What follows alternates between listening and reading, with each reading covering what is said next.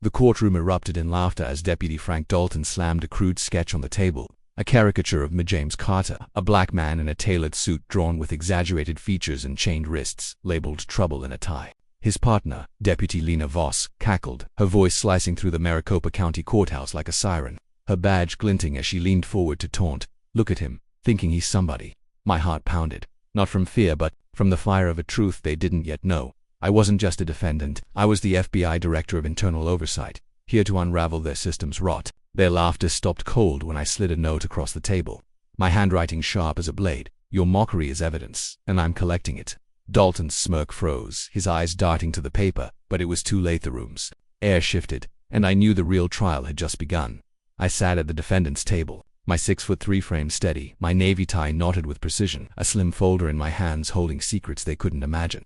The charge was suspicious loitering near a Phoenix government building, a flimsy excuse that reeked of prejudice. I'd faced this before, not as a high-ranking official, but as a kid in Oakland, where my mother, a squaw teacher, was once profiled for looking out of place in her own neighborhood. That memory fueled me, a quiet rage I'd honed into purpose over 20 years, from leading voter registration drives in Atlanta to auditing corrupt precincts for the FBI. Dalton, a barrel-chested man with a buzzcat, leaned back, his 230 pounds shifting the chair with a creak. He was the ringleader, his arrogance rooted in a career built on unchallenged power.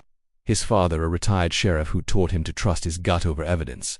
His gut, I knew, saw my skin before my suit. Voss Leonard, at 160 pounds, with sharp eyes and a smirk that hid her insecurity, followed his lead, desperate to prove her toughness in a male-dominated force. Their laughter wasn't just cruel, it was a ritual, a way to assert dominance in a room they thought they owned. Judge Evelyn Brooks entered, her silver hair pulled tight, her robes masking a weariness from decades of rulings. She was no villain, but her silence was complicity, a habit of trusting deputies over defendants. Her eyes skimmed me, lingering on my suit, then moved to Dalton's smug grin. She didn't smile, but she didn't stop him either. I caught the gaze of Sarah Ruiz, a 30-year-old Latina court clerk, her fingers hovering over her laptop, her face a mix of duty and doubt. Sarah was new, a single mother who'd taken this job for stability, but I saw her wince when Dalton's sketch hit the table. She reminded me of the volunteers I'd trained in Phoenix's South Side, young people hungry for change but trapped in systems that demanded compliance.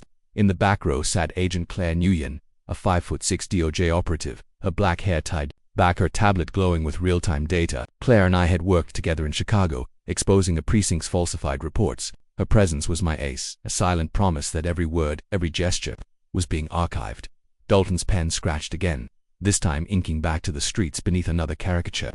Voss chuckled, tossing the paper toward him like a high school bully passing a note. I didn't react, but my mind raced, replaying the community forums I'd led in Phoenix, where residents shared stories of being stopped for driving while black. The 25 to 55-year-olds in those rooms, teachers, nurses, tech workers, knew this pain. They'd felt it in offices, stores, or traffic stops. I slid another note to Dalton. "Your chains are on paper, but they're real in your mind." His hand froze, his jaw tightening. He wanted to lash out, but my calm unnerved him. I wasn't the angry stereotype he expected. I was a mirror, reflecting his flaws. Voss glanced at the note, her smirk fading, her fingers twitching as if caught in a lie. She'd joined the force to escape a small-town past, to prove she was tougher than the men around her. But her laughter betrayed a fear of being seen as weak. I saw through it, and it rattled her. Brooks called the hearing to order. Her voice clipped as she read the charge.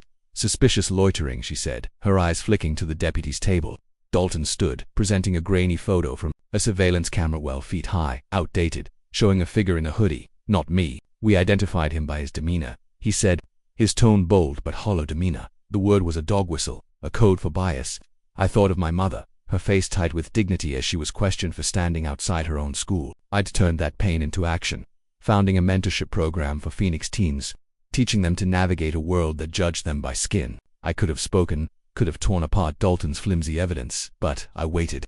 My mother's voice echoed. "Truth doesn't need a megaphone, James. It needs timing." Sarah typed slowly, her eyes darting to me, then to the deputies. I saw her struggle, follow orders or question them. She was the audience I carried in my heart, the ones who'd read this story on X, who'd nod because they'd felt this judgment too. Claire's tablet blinked, capturing Dalton's next jab. "He's just playing the victim card." Voss nodded, her laugh forced, as if trying to keep up. I slid a third note. "Your badge doesn't shield your bias." Dalton's face reddened, his fingers crumpling the paper. He wasn't just angry, he was scared, his power slipping in a room he always controlled. His father's legacy, a sheriff's badge passed down like a crown, had taught him that men like me were threats, not equals. But I wasn't here to fight him. I was here to expose him. Brooks asked for my plea. I speak for myself, I said, my voice steady, cutting through the whispers. Sarah's typing stopped, her eyes wide with something like hope. I thought of the ex-posts I'd seen. #systemic racism trending with stories of black professionals judged before they spoke. My audience, those 25 to 55-year-olds, would feel this moment, the sting of being reduced to a caricature, the power of standing tall. The hearing dragged on, Dalton growing bolder, his voice louder as he described my suspicious walk near the county building. He was scanning, like he knew every exit, he said, painting me as a mastermind. Voss backed him, her voice sharp but shaky, as if she sensed the ground shifting. I thought of the Phoenix teens I mentored, their dreams of law school or tech, startups, their fear of being seen as suspicious for existing. I placed a fourth note: you see exits because you're trapped by fear. Dalton's hand shook, his bravado cracking. Voss looked away, her fingers digging into her palm. She wasn't just following Dalton, she was hiding behind him, her ambition tangled with a need to belong. Brooks frowned, her pen tapping the blurry photo. This evidence is thin, she said, her voice low, as if realizing she'd signed off on too many cases like this. Sarah glanced at me, her nod subtle but firm, like she'd made a choice. Claire's tablet glowed brighter, its AI flagging Dalton's words for bias. I adjusted my cufflink, my mother's initials grounding me. I wasn't just fighting for me, I was fighting for Sarah, for the teens. For every person who'd felt this laughter. The drama peaked when Dalton stood, pointing at me. He's trouble, Your Honor. Look at him, too calm, too polished. His voice dripped with contempt, but it was fear masquerading as strength. I met his gaze, not with anger but with certainty. Trouble, I said softly, is what you see when you don't look in the mirror. The room fell silent, Sarah's hands frozen, Brooks' pen still. Claire stood, her tablet now a beacon, her silence louder than any gavel. Dalton's face paled, his father's lessons crumbling under the weight of truth. Voss shifted, her eyes darting to the exit, her toughness unraveling. I thought of my mother's arrest, the officer's sneer as he cuffed her. I'd vowed then to change this system, not with shouts but with presence. As Brooks called a recess, I stood, my suit uncreased, my purpose clear. The deputy's laughter was gone, replaced by a tension that promised reckoning. Sarah nodded again, stronger now, and I knew this wasn't just my story, it was theirs, too, and it was only beginning. The recess ended, and I returned to the defendant's table in the Maricopa County Courthouse, my heart steady but heavy with the weight of what was unfolding. The air felt denser now, as if the laughter from deputies Frank Dalton and Lena Voss had left a residue that clung to every breath. I, James Carter, FBI Director of Internal Oversight, sat with my hands folded, my suit still crisp despite the morning's tension. The vague charge of suspicious loitering hung over me, a flimsy veil for the prejudice I'd come to expose. Dalton's caricature of me, chained and labeled, lay crumpled on his table, but his eyes avoided it, as if it burned to look at his own handiwork. Voss, her sharp features taut, whispered something to him, her voice low but laced with unease. I'd placed notes before them, words, like your chains are on paper. But they're real in your mind, and those words had shifted the room's rhythm, turning their bravado into something fragile. I wasn't here to shout or accuse. I was here to let their actions speak, to let the truth carve its own path through their assumptions. My mother's voice, soft but firm from my Oakland childhood, echoed in my mind. Silence can be a weapon, James, if you wield it with purpose. I wielded it now, my gaze fixed on the judge's bench, knowing every glance, every whisper, was being recorded by Claire Nugent. The DOJ agent seated 15 feet behind me, her tablet pulsing with data that would soon unravel this courtroom's facade. Judge Evelyn Brooks re-entered, her silver hair catching the morning light, her robes a shield for the doubt I saw flickering in her eyes. She'd questioned Dalton's blurry surveillance photo earlier, a grainy image of someone who wasn't me, but she hadn't pushed hard enough. Her hesitation was a thread in the tapestry of complicity I'd seen woven through years of auditing precincts from Chicago to Atlanta. I'd led community forums in Phoenix's South Side, heard stories of Black and Latino residents stopped for looking wrong, their dignity stripped by officers like Dalton, whose 230-pound frame leaned forward now, his pen scratching a new sketch. This one was shakier, the lines uneven, depicting me with a smug grin, labeled Trouble Speech. He slid it to Voss, who forced a chuckle, but her eyes darted to me, then away, as if my presence was a mirror she wasn't ready to face. Dalton's arrogance stemmed from a legacy his father, a Maricopa sheriff for 30 years, had taught him that power was a birthright, that men like me were threats to be caged. But beneath his swagger, I saw fear, a man clinging to a system he knew was cracking. Voss, younger, hungrier, followed him to prove she could out-tough the men in her unit, her laughter a mask for the insecurity of being a woman in a world that demanded she conform or be cast out. I slid another note across their table, my handwriting deliberate. Your laughter buries justice, but truth digs deeper. Dalton's hand froze mid-sketch, his knuckles whitening. Voss read the note, her smirk fading into a tight-lipped grimace. I thought of the teens I mentored in Phoenix, kids like Jamal, who at 16 dreamed of coding apps but feared being stopped for fitting a description. Those kids, their parents, their 25 to 55-year-olds who followed #racial justice on X or listened to Code Switch, were why I sat here. They'd feel the sting of Dalton's caricature, the weight of Voss's forced laugh, because they'd lived it. Boardrooms, classrooms, or traffic stops. I wasn't just fighting for me. I was fighting for them, for the moments no one recorded but everyone remembered. Sarah Ruiz, the young Latina clerk, typed slowly, her fingers trembling as she transcribed Dalton's testimony. She was 30, a single mother who'd taken this job for her daughter's future. But I saw the conflict in her eyes, duty versus truth.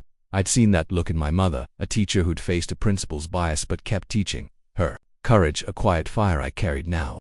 Sarah caught my gaze, and I nodded, not to reassure but to say, "You see it too." She blinked, her hand steadying, as if my acknowledgement had lit a spark. Brooks cleared her throat, asking Dalton to clarify his evidence. He stood, his voice louder now, defensive, as he described my suspicious demeanor near the county building. He was pacing, looking at every corner, like he was casing the place, he said, his words painting me as a criminal mastermind. Voss nodded, adding, "He didn't belong there." Their accusations were a script, one I'd heard in every precinct I'd audited, from Atlanta to Seattle. I could have interrupted, could have pointed out the photos. Timestamp was 6 months old.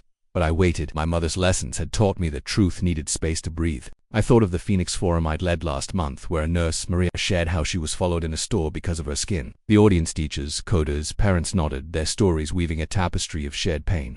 That pain fueled me now, keeping my face calm, my hand still. Claire's tablet blinked, its eye-driven sentiment analysis flagging Dalton's words as biased, her silence a promise that justice was coming. Dalton's voice grew sharper, his finger jabbing toward me. "He's too calm, Your Honor. That's not normal for someone in his position." His words dripped with contempt, but I heard the tremor beneath them, a man losing his grip. Voss whispered to him, "He's just playing the race card," her voice low but meant for me to hear. I slid another note. "Prejudice isn't a card, it's a chain you forge." Dalton's face reddened, his hand crumpling the paper. Voss's eyes widened, her fingers digging into her palm, her ambition colliding with the fear of being exposed. She wasn't just Dalton's sidekick. She was a woman who'd fought to be seen as tough, her laughter a shield against the doubt that haunted her. I saw her struggle, but I also saw her choice to align with Dalton's bias rather than question it. I thought of my mother, profiled for standing outside her school, her dignity unbroken despite the officer's sneer. I'd turned that pain into a mentorship program, teaching Phoenix kids to code, to dream, to stand tall. Those kids were my audience, their parents, the ones who'd read this story and feel the weight of Dalton's words. Sarah's typing slowed, her eyes flicking to the deputies, then to me. I saw her wrestling with the same choice I'd faced years ago: speak or stay silent. I'd chosen to speak, not with shouts but with actions, like the app I'd helped my mentees build, Know Your Rights. Downloaded by 10,000 arrests, it taught users how to navigate police stops, a tool for the 25 to 55-year-olds who knew the system wasn't built for them. Sarah's hesitation mirrored theirs, a quiet rebellion brewing. Brooks asked for my response to the charges. "I'm listening," I said, my voice low but clear, cutting through the room's hum. Sometimes letting someone talk reveals more than any defense. Dalton snorted, but it was weak, his confidence eroding. Voss shifted, her chair creaking, her eyes avoiding mine. I thought of the ex-posts I'd seen. Stories of black professionals judged before they spoke, their calm mistaken for defiance. My audience would feel this moment the frustration of being reduced to a stereotype. The power of holding steady. Claire stood, her tablet glowing, her silence louder than any gavel. She was my partner in this, her DOJ algorithms analyzing every word, every gesture, for bias. I'd worked with her in Chicago, where we'd exposed a precinct's falsified arrests. And now we were here, dismantling another layer of prejudice. Dalton noticed her, his smirk fading, his hand twitching as if to hide his sketch. Voss whispered, "Who's she?" Her voice tinged with panic. They didn't know Claire was syncing their words to a federal server, building a case that would outlast their badges. I adjusted my cufflink, my mother's initials grounding me. I wasn't just a defendant. I was a witness to a system that thrived on silence. Dalton's, Voss's, Brooks's, but I saw Sarah's eyes, now steady, typing with purpose. She was waking up like the Phoenix residents who'd rallied after 2020, demanding reform. I thought of my mentees, their apps, their dreams, their fear of being another suspicious face. This wasn't just my fight, it was theirs, and I was here to make the system see itself. The drama intensified as Dalton stood again, his voice rising. "He's manipulating this, Your Honor. Look at his notes, his attitude." His fear was palpable now, His father's legacy, a sheriff's badge he'd hoped to inherit, slipping away. I met his gaze, my voice calm but piercing. If my calm scares you, maybe it's your conscience you're running from. The room stilled, Sarah's hands frozen, Brooks's pen hovering, Voss's face paled, her ambition crumbling under the weight of truth. She wasn't just complicit. She was trapped, her need to belong chaining her to Dalton's prejudice. I thought of my mother, her courage in teaching despite bias, her voice in my ear, "Stand tall, James, even when they try to make you small." I stood tall now, my suit uncreased, my purpose clear. Claire's tablet pulsed, its data a ticking clock. Sarah nodded, her typing resuming, a quiet act of defiance. Brooks adjourned for lunch, her voice shaky as if sensing the trial was no longer hers to control. I stepped toward the hallway, my heart steady, knowing the weight of silence was shifting toward truth, toward justice, toward a reckoning they couldn't escape. The lunch recess ended, and I returned to the defendant's table in the Maricopa County Courthouse. My pulse steady but my mind racing with the weight of what was at stake. I, James Carter, FBI Director of Internal Oversight, sat with my hands clasped, my suit still sharp despite the morning's escalating tension. The vague charge of suspicious loitering was a fraying thread, unraveling under the scrutiny I'd brought to this courtroom. Deputy Frank Dalton's latest caricature of me, labeled Troubled Speech, lay abandoned on his table, its ink smudged as if his confidence had begun to bleed.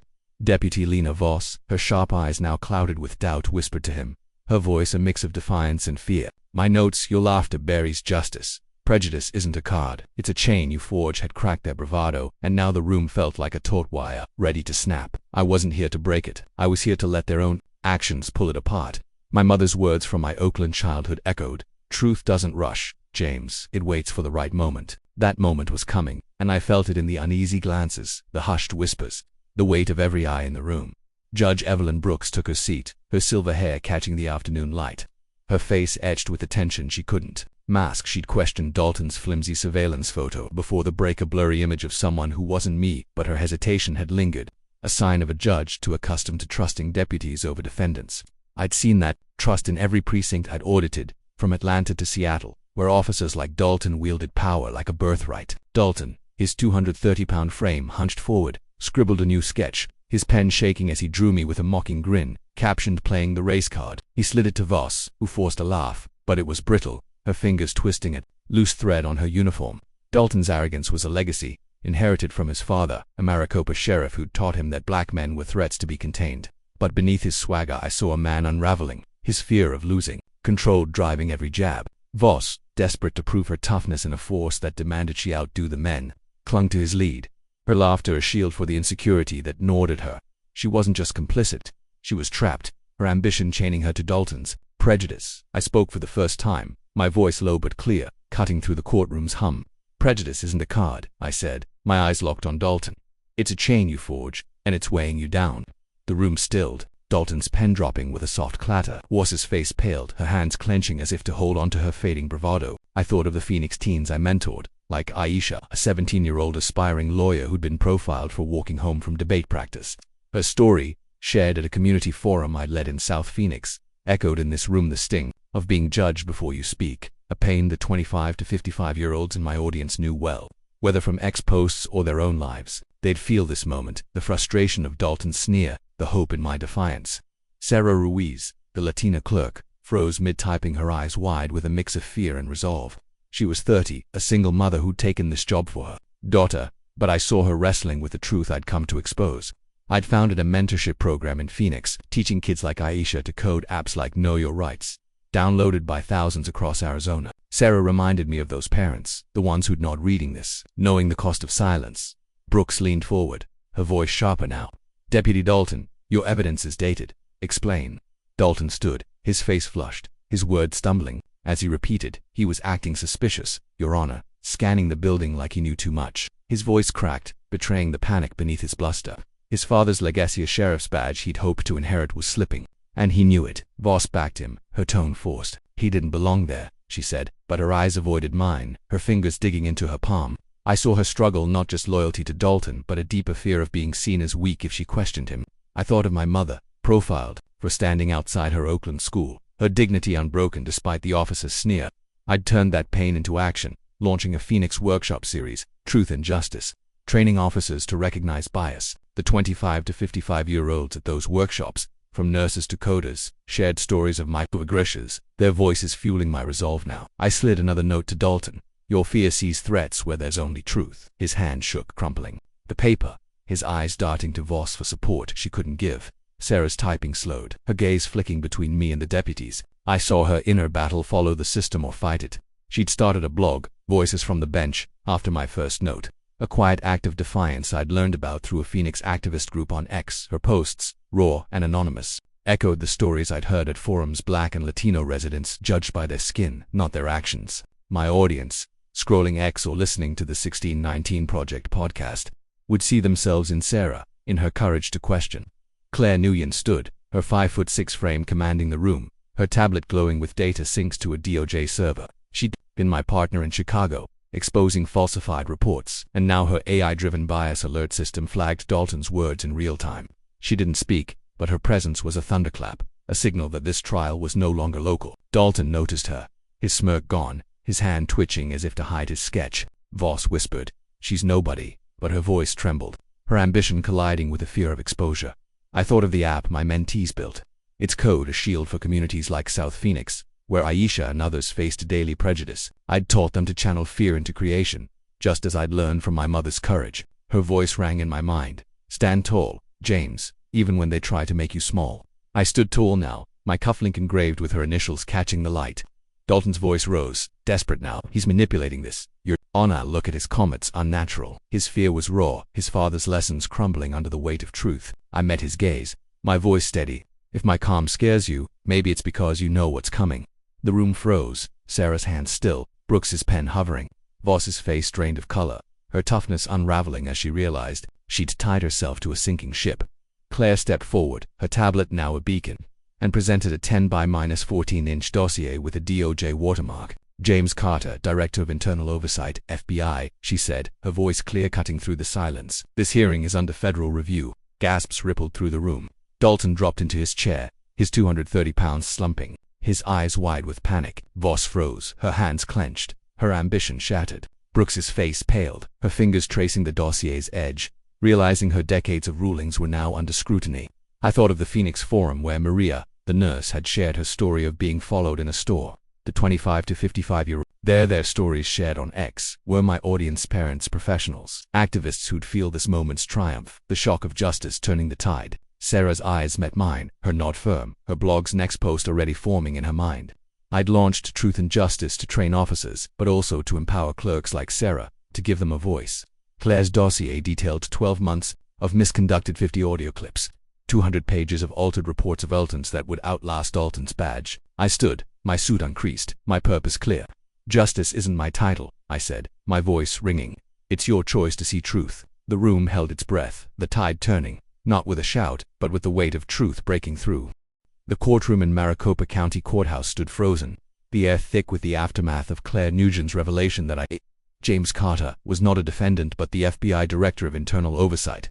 My heart beat steady, but my mind burned with the weight of this moment, a reckoning not just for deputies Frank Dalton and Lena Voss, but for a system that had let their prejudice fester. The 10 by -14-inch DOJ dossier Claire placed on Judge Evelyn Brooks's bench was a 300-page indictment of 12 months of misconduct, 50 audio clips of racial slurs, 200 pages of altered reports, all captured by her AI-driven bias alert system. Dalton's 230-pound frame slumped in his chair, his latest caricature of me playing the race card crumpled in his fist, his face ashen as the legacy of his father, a Maricopa sheriff, crumbled. Voss, her sharp eyes now dulled with panic, gripped at the table, her ambition to out-tough her male colleagues unraveling like a frayed rope.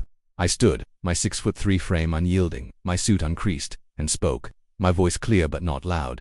"Justice isn't my title. It's your choice to see truth." The words landed like a stone in still water, rippling through the room, forcing every eye to confront what they'd ignored. My mother's voice from my Oakland childhood echoed. "Truth doesn't beg, James. It demands." I was demanding now, not for myself, but for the Phoenix teens I mentored, for the 25 to 55-year-olds who'd read this story on X, and feel the weight of a system exposed. Brooks's hands trembled as she traced the dossier's watermark, her silver hair catching the afternoon light. She'd signed off on countless vague charges like suspicious loitering, her decades of rulings now under scrutiny. I saw her doubt, not malice, but a quiet complicity, the kind that lets prejudice slip through unchecked. She wasn't the villain. She was a cog in a machine that had run too long on habit. Dalton, though, was the storm's center. His arrogance, rooted in his father's teachings that black men like me were threats to be caged, had driven him to mock me, to draw me in chains, to laugh as if power was his birthright. But now, his eyes darted to the dossier, his breath shallow, his fear raw. He wasn't just losing his badge, he was losing the identity he'd built on bias.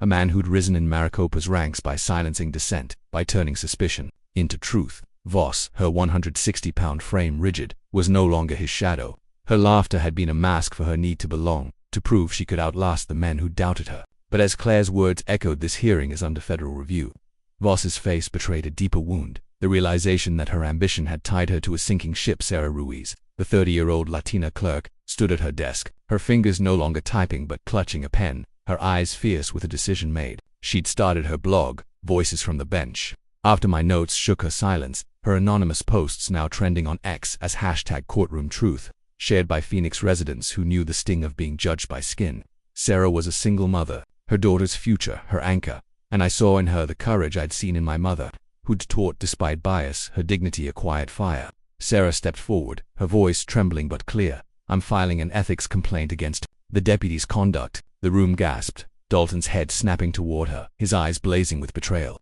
Voss's hand shook, her toughness cracking as Sarah's words named the truth they'd dodged. I nodded to Sarah, not with pride but with respect, knowing her choice mirrored the 25 to 55-year-olds who'd rallied in Phoenix after 2020, demanding reform. They'd feel this moment, the power of one voice breaking the silence, the hope of change taking root.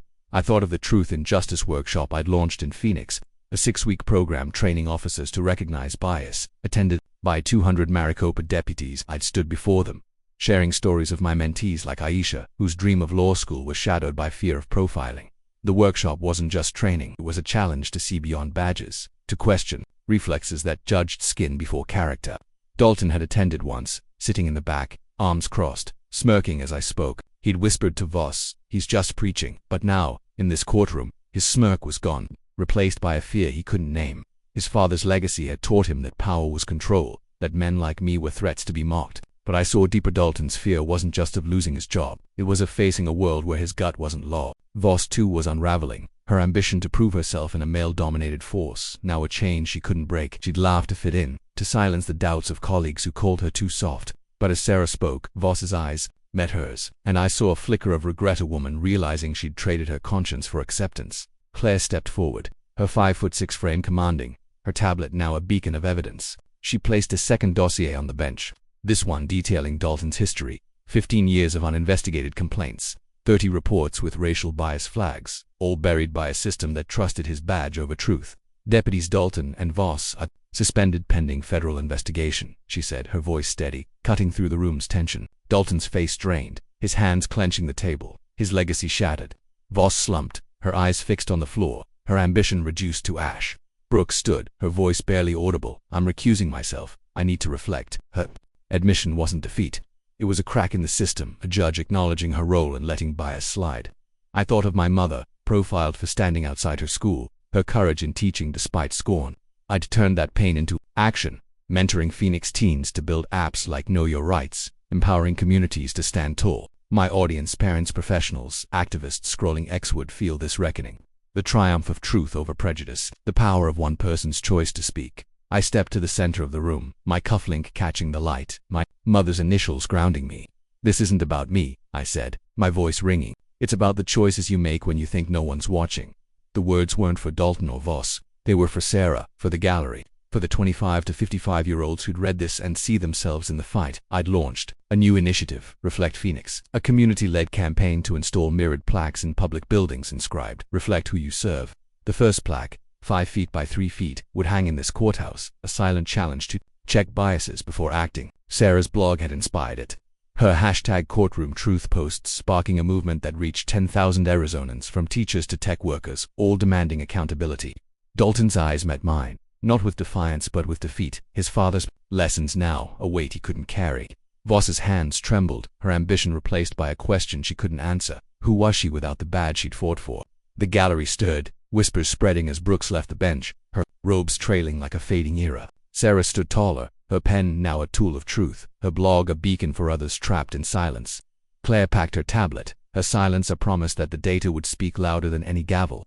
I thought of Aisha, my mentee, who'd coded a feature for Know Your Rights that let users report bias anonymously, a tool now used by thousands. This was her fight, Sarah's fight, the fight of every Phoenician who'd felt the sting of prejudice. Dalton and Voss were escorted out, their badges confiscated, reassigned to a storage facility 5 miles away, their careers reduced to paperwork. I saw Dalton's fear not of punishment, but of facing a mirror he'd avoided his whole life.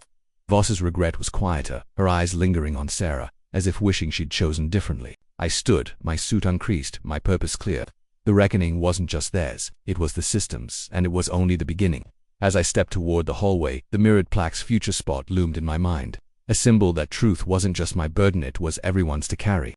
6 months had passed since the Maricopa County Courthouse became a crucible for truth, and I, James Carter, stood in Phoenix's Encanto Park, the late afternoon sun casting long shadows across the 200-foot-wide festival square. The air buzzed with the energy of Justice Day, a community event I'd helped launch, drawing 12,000 Arizonans, teachers, coders, parents, all aged 25 to 55. The very audience who'd followed my story on X under #ReflectTruth, now with over 1 million posts. The reckoning in that courtroom, where I'd been mocked as a defendant only to reveal my role as FBI Director of Internal Oversight, had rippled far beyond its walls. Deputy Frank Dalton's caricatures and Lena Voss's forced laughter, once symbols of unchecked prejudice, were now cautionary tales, their badges stripped, their careers relegated to a storage facility 5 miles from the courthouse. Judge Evelyn Brooks had retired, mentoring new judges on bias awareness, her silence no longer complicity but a step toward redemption. Sarah Ruiz's blog, Voices from the Bench, had gone viral, sparking a national courtroom voices movement, her courage a beacon for clerks across the country. Claire Nugent, my DOJ partner, had synced our evidence 50 audio clips, 200 pages of misconduct to a federal server, ensuring the system faced itself. Yet, as I stood among the festival's music and reform talks, my heart carried the weight of a journey that began long before that courtroom, rooted in my Oakland childhood and my mother's unyielding dignity.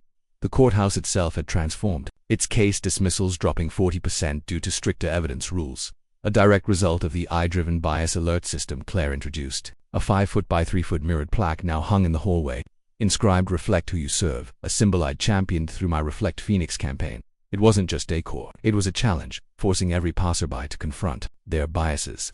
I'd seen it: work officers pausing before the mirror, clerks like Sarah standing taller, their reflections a reminder of accountability. My Truth and Justice workshop had trained 500 Maricopa deputies, its curriculum adopted by 50 U.S. law schools, reaching students who'd one day shape courtrooms.